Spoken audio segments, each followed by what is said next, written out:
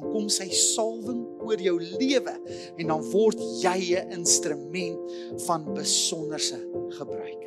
Wanneer jy aan die Here ietsie gee, kom hy deur sy gees. Hy bekragtig jou en hy maak jou 'n bruikbare instrument vir hom. Halleluja. As jy dit nie gebruik nie, bly dit maar net 'n ervaring. Moenie toelaat dat jou ondervindings net maar ervarings bly nie. Welkom by Simfonie se podcast.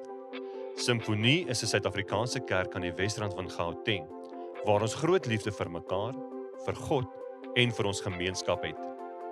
In ooreenstemming met 2 Timoteus 3 vers 16, glo ons die Bybel is geïnspireer deur God en is bruikbaar vir lering en regstelling, sodat die kinders van God voorbereid sal wees om in die waarheid elke goeie werk uit te kan voer.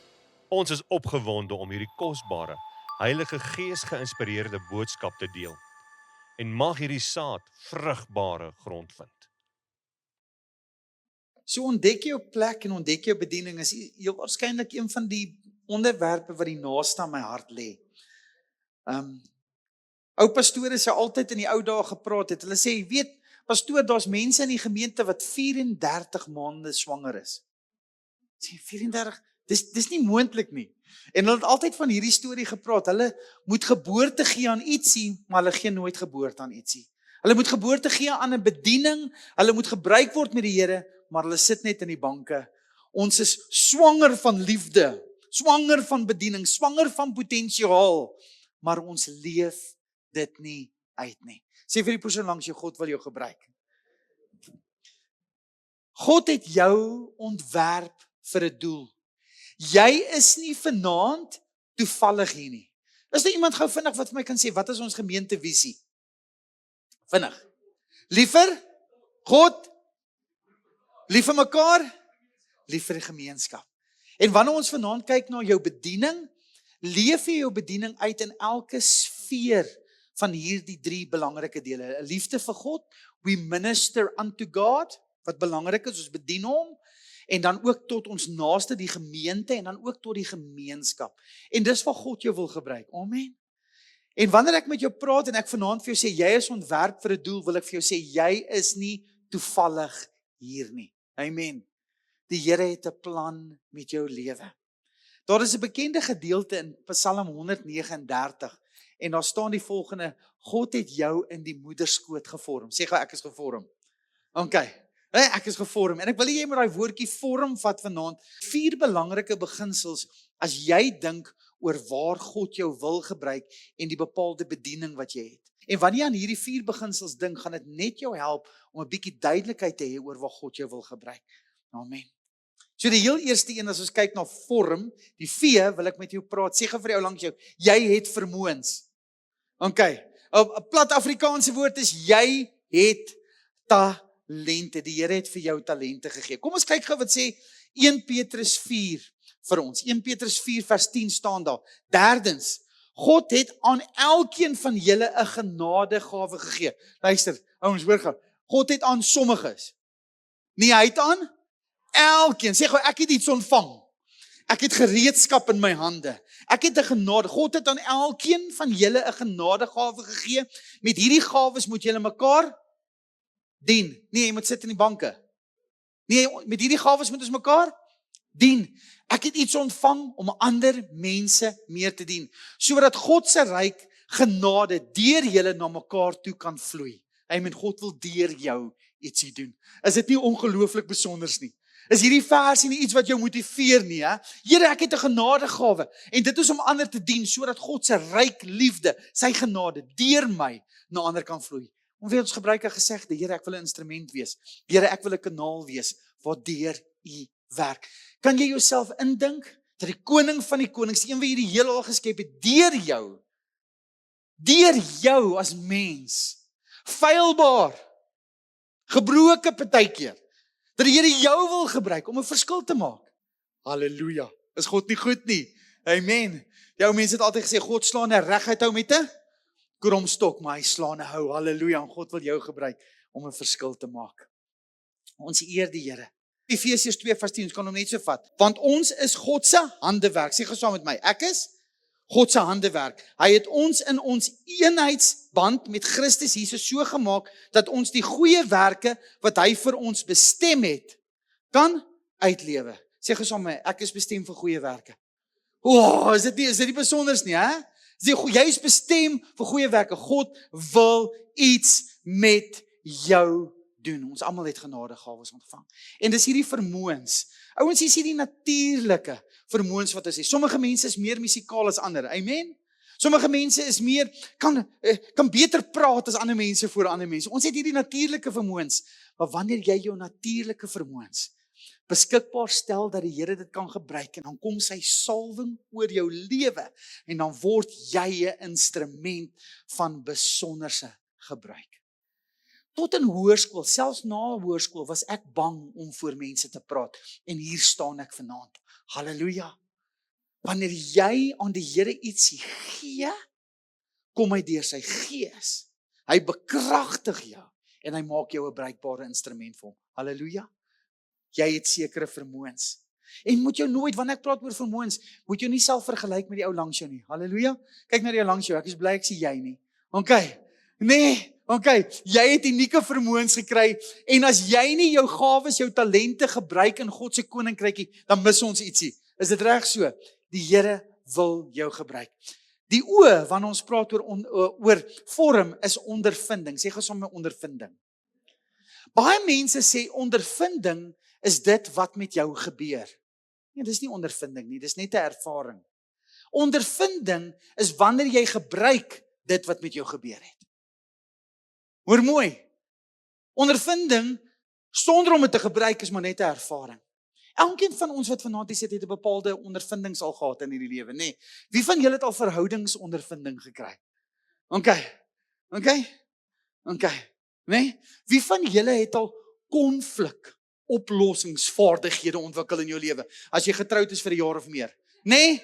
Konflikoplossingsvaardighede. Okay, maar een ding wat ek agtergekom het, die Here gebruik ook jou opvoedkunde, jou akademiese ondervindinge, dinge wat jy geleer het. Hy gebruik selfs jou geestelike ondervinding. Maar hy gebruik selfs ook jou seer en jou pyn. Luister, niks wat met jou gebeur is toevallig nie. God gebruik die lewe om jou te vorm vir 'n spesifieke en bepaalde bediening wat hy vir jou het. Kom ons kyk gou 2 Korintiërs 1 vanaf vers 3 af. Daar staan: God die Vader van ons Here Jesus Christus word geprys.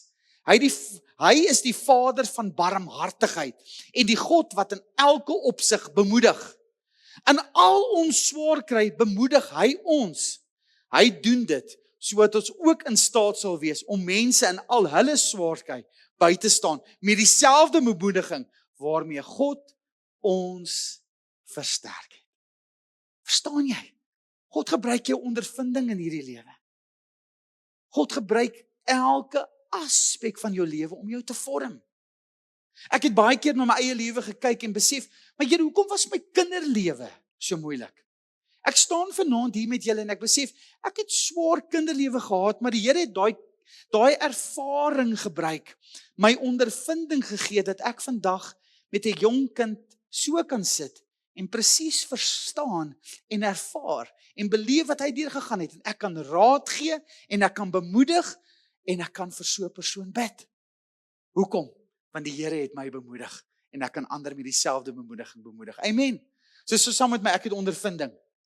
As jy dit nie gebruik nie, bly dit maar net 'n ervaring. Moenie toelaat dat jou ondervindings net maar ervarings bly nie. Pas dit toe in jou lewe. Sê saam met my, roeping. Roeping. Iets gebeur by wedergeboorte. Wat gebeur by wedergebore? Jy word verander, man. Jy word vernuwe. Wie doen daai nuwe werk in jou lewe? Wat sê die Bybel? Dis die Heilige Gees wat my kom verander en my kom vernuwe. Hy sê, toe ek wedergebore is, ek heeltemal 'n ander mens. Die Here Jesus het my heeltemal nuut kom maak, nê? Hy begin in my werk en hy skep in my, iewes skielik is daar hierdie begeerte om ander mense te dien. Ek wil iets met my lewe doen. Iewes skielik voel ek my lewe het 'n doel. Iewes skielik besef ek wil nie net hier wees nie. Ek wil nie net bestaan nie. Ek wil ten volle leef. Ek wil in oorvloed leef. En ek wil deur Jesus gebruik word. So wanneer ek besef dit, dan sê 2 Timoteus 1 vers 9, hy sê, hy het ons gered en geroep. Sê gesaam met my, ek is gered, maar jy is ook geroep.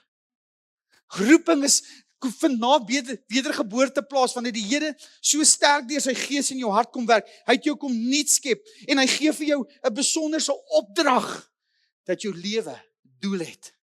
En jy word iewes skielik, nie net 'n geredde nie, jy word 'n gestuurde. Sê vir jou langs jou, ek is gestuur. Okay, jy word iemand wat 'n impak deur jou lewe kan maak. Jy is nie net hier nie, jy is nie net doodgewoon nie, jy is buitengewoon, want die Heilige Gees kom bekragtig jou met krag van bo. Halleluja. So met ander woorde, ek het hierdie vaardighede in my lewe. Ek het hierdie ondervindings wat ek opgedoen het. Maar my wedergeboorte gebeur daar ietsie. Ek ontvang hierdie kosbare roeping. Ek is nie net gered om gered te wees nie. Ek is gered om 'n verskil te maak. Halleluja. Okay, ek is gered om duister te bly. Nee, ek is gered om lig te wees. Ek is gered om sout te wees. Ek is gered om 'n verskil te maak waar ook al ek beweeg. Iets gebeur wonderlik in daardie verhouding met Jesus Christus. Iewes skielik wanneer hy hierdie begeerte in my wek om te dien, dan word ek iewes skielik bewus van sy Heilige Gees. Ek word bewus van gawes. Dan begin ek dinge doen wat my hande vind om te doen. En iewes skielik kom God deur sy woord. Hy kom deur mense en hy kom deur omstandighede en hy bevestig sy droom oor my lewe. God droom oor elkeen van ons en sy droom is kosbaar. Ons is hier om die Here lief te hê. Ons is hier om ons naaste lief te hê.